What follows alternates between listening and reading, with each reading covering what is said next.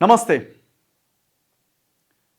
Bharatiya Janata party Nizamabad MP Dharmapuri అరవింద్కి ఏమైంది? ఇవాళ పేపర్స్లో సోషల్ మీడియాలో చర్చ జరుగుతున్నది. ఆయన అలిగిండని, అసంతృప్తిగా ఉన్నాడని, సైలెంట్గా ఉన్నాడని, మాట్లాడట్లేదని, నిన్న మీటింగ్కి రాకపోవడానికి పర్సనల్ ప్రాబ్లమ్స్ కారణం కాదు, అలిగిండు కాబట్టే రాలేదు అని ఒక చర్చ సోషల్ మీడియాలో ఇవాళ 2-3 పేపర్స్లో కూడా హైలైట్ చేశారు. కారణం ఏంటి? ఏం జరిగింది? అసలు ఈ చర్చ ఎందుకు వచ్చింది? భారతీయ జనతా పార్టీ తెలంగాణ రాష్ట్ర అధ్యక్షుడిగా రామచంద్రరావుని ఎంపిక చేయడంతో ఈ చర్చ స్టార్ట్ అయింది.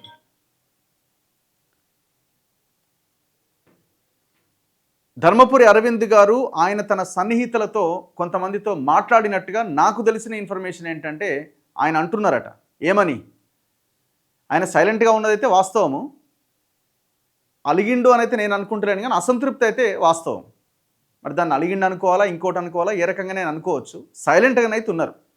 సైలెంట్గా ఉండడానికి కారణం ఏంటి? ఆయనకు అధ్యక్ష పదవి రాలేదనా, లేకపోతే రామచంద్రరావుకి ఇచ్చిర్రు, సమర్థుడికి ఇవ్వలేదనా? ఆయనైతే కొంతమంది ఆయన సన్నిహితుల దగ్గర మాట్లాడినట్టు నాకు తెలిసిన ఇన్ఫర్మేషన్ ఏంటంటే, భారతీయ జనతా పార్టీ మేడే ప్రకటించింది. మేడే అంటే తెలుసు కదా, ఈ మధ్య ట్రెండింగ్, ఆ పదం ట్రెండింగ్లో ఉన్నది. మొన్న ఎయిర్ ఇండియా విమాన ప్రమాదం జరిగినప్పుడు మేడే అనే పదం వినిపించింది. మేడే అని ఎప్పుడు అంటారు? ఎవరైతే పైలట్, ఆ ఫ్లైట్ నడిపిస్తున్న పైలట్ మొత్తం 2 ఇంజన్లు పాడైపోయినప్పుడు మేడే అని అనౌన్స్ చేస్తాడు ఏటీసీకి, ఎయిర్ కంట్రోల్ వాళ్ళకి. ఆ మేడే ప్రకటించినప్పుడు మేము కూలిపోతున్నాం, మమ్మల్ని కాపాడండి అని చెప్పేదే మేడే అన్నమాట. సో ఇక్కడ కూడా భారతీయ జనతా పార్టీ టేకాఫ్ అయి దూసుకెళ్తున్న క్రమంలో భారతీయ జనతా పార్టీని నడిపించే ఆ పైలట్లు మేడే ప్రకటించిరట. ఆయన తన సన్నిహితుల దగ్గర ఈ పదాన్ని చెప్పినట్టుగా తెలుస్తున్నది. ఎందుకు అనంటే, దూసుకెళ్తున్న భారతీయ జనతా పార్టీకి ఒక అధ్యక్షుని తీసుకొచ్చి పెట్టారు, సమర్థుడికి ఇవ్వలేదు అన్న కోణంలో ఆయన ఈ స్టేట్మెంట్ ఇచ్చినట్టుగా కనబడుతున్నది. మరి ఆయన రెస్పాండ్ కావాలి. నేను కూడా ఒక 2-3 సార్లు ఫోన్ చేసే ప్రయత్నం చేసినా ఎత్తట్లేదు, చాలామంది ఫోన్లు కూడా ఎత్తట్లేదని అంటున్నారు. మరి కారణం ఏంటి? నిన్న రామచంద్రరావు గారి ఆ ప్రమాణ స్వీకారమా బాధ్యతలు ఇచ్చే కార్యక్రమానికి ఆయన హాజరు కాలే. కారణం ఏంటి? మరి ఆయన ఎందుకు సైలెంట్గా ఉన్నాడు? ఇప్పుడు ఆయన జగిత్యాల్, నిజామాబాద్ ఆ ఏరియాలో ఆయన మొన్న ఎమ్మెల్యే టికెట్ల దగ్గర నుంచి ఆ మొత్తం వ్యవహారం అంతా ఆయనే చూస్తున్నాడు. ఇప్పుడు ఆయన అధ్యక్షుడు అవుతాడనో, ఆయన పార్టీలో కీ రోల్ పోషిస్తాడనో ఆయనని నమ్మి ఈయన కూడా చెప్పుకున్నాడు అక్కడ. సో భవిష్యత్ అంతా మనదే అన్న కోణంలో ఆయన చాలామంది లీడర్లని పార్టీలో జాయిన్ చేసుకున్నట. జెడ్పీ చైర్పర్సన్గా పోటీ చేయాల్సిన ఒక జెడ్పీటీసీ ఆ స్థాయిలో ఉన్న కొంత డబ్బులు ఖర్చు పెట్టుకోగలిగే నాయకుడిని కూడా ఆయన తెచ్చిపెట్టుకున్నాడట. సో ఇట్లాంటి క్రమంలో ఉన్న వాళ్ళని కూడా కాపాడుకోవడం కష్టమయ్యేటట్టున్నది. కొత్త వాళ్ళు వచ్చి తర్వాత దేవుడు ఎరుగు, ఉన్న వాళ్ళని కూడా కాపాడుకోవడం కష్టమయ్యేటట్టున్నది అనే ఒక దీంట్లోకి వెళ్ళిపోయినట్టుగా కనబడతా ఉన్నది.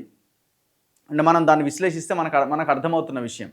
ఇప్పుడు రేపు పొద్దున పార్టీ ఒక వేలో వెళ్తున్నప్పుడు దాన్ని ఇంకా పైకి తీసుకెళ్ళి ఇంకా బలంగా ముందుకు తీసుకెళ్లే ప్రయత్నం చేసే నిర్ణయాలు ఉండాలి. రామచంద్రరావు మంచోడు కాదా, ఇంకోటి అన్నది కాదు ఇక్కడ చర్చ. ఆయన మంచోడే, సౌమ్యుడే, లేకపోతే ఆయన సుదీర్ఘమైన రాజకీయ అనుభవం ఉంది, అన్నీ ఉన్నాయి, బాగానే ఉన్నది. ఆయన ఆర్ఎస్ఎస్ వ్యవహారం ఇదంతా ఉన్నది. సరే, 1-2 సార్లు ఓడిపోయినా ఎమ్మెల్సీగా గెలిచిండు, పార్టీలో సీనియర్ లీడరు, అందరినీ కలుపుకోపోతే ఇవన్నీ ఉన్నాయి. కానీ బీఆర్ఎస్ని, కాంగ్రెస్ని రెండింటిని ఎదుర్కొనే శక్తి ఉన్నదా లేదా అన్నది ఇక్కడ పాయింట్. ఆ కోణంలో ఆలోచించినప్పుడు అండ్ దట్టు రూరల్ బ్యాక్గ్రౌండ్ ఉండాలి, రూరల్ ప్రజలకు కూడా అతను ఎవరో తెలిసి ఉండాలి, కనీసం అతని పేరు కూడా తెలిసి ఉండాలి కనీసం. సో ఇప్పుడు కొత్తగా పరిచయం చేసుకోవాల్సిన పరిస్థితి ఇప్పుడు ఈ అధ్యక్షుడిది. సో కాబట్టి ఈ కోణంలో ఆలోచించినప్పుడు కొంత భారతీయ జనతా పార్టీ నిర్ణయం తీసుకునేటప్పుడు సరైన నిర్ణయం తీసుకోలేదని ఒక చర్చ కార్యకర్తల్లోనే ఉన్నది. లేదన్నది అయితే వాస్తవం కాదు. లేదా మనం మార్నింగ్ న్యూస్ చేసేటప్పుడు కూడా కమెంట్స్ అన్నీ వాళ్ళ కార్యకర్తలు పెడుతున్నవి కూడా ఎందుకు ఈ రకమైన నిర్ణయం తీసుకున్నారన్న అభిప్రాయాన్ని వ్యక్తం చేస్తున్నారు. సో అందుకే ఆయన తన సన్నిహితుల వద్ద బీజేపీ మేడే ప్రకటించేసింది, మేము అందులో ప్యాసింజర్లుగా ఉన్నాం ఆ ఫ్లైట్లో, మరి మేము ఆయన సీట్ నెంబర్ 41 ఏదో ఉండే కదా, 11 41 ఏమో, సీట్ నెంబర్ 11 దగ్గర ఆయన ప్రమాదం జరగంగానే ఎగిరి అవతల పడ్డట్టు మరి మేమేమన్నా బతికి బయటపడగలిగే అవకాశం ఉందా, లేకపోతే అందులోనే మేము కూడా తగలబడాల్సిందేనా అనే ఒక అభిప్రాయాన్ని ఆయన వ్యక్తం చేసినట్టుగా ఆయన సన్నిహితుల ద్వారా మనకు తెలుస్తున్నది. అది ఆయన రెస్పాండ్ అవుతూనే విషయం బయటకు వస్తుంది. మరి ఇది నిజంగానే మేడేనా భారతీయ జనతా పార్టీకి? ఏదైనా మేడే ప్రకటించారంటే ఏదైనా అద్భుతం జరిగితే తప్ప బయటపడే అవకాశం లేదు.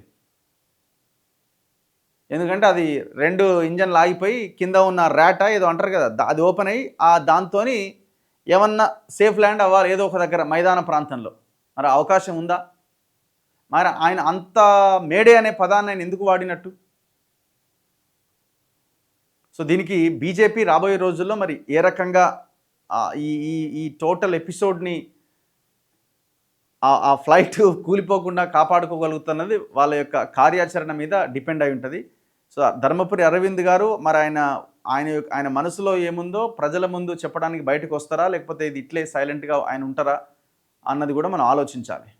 చూద్దాం ఏం జరుగుతుంది అన్నది. చూస్తూనే ఉండండి మన తొలి వెలుగు.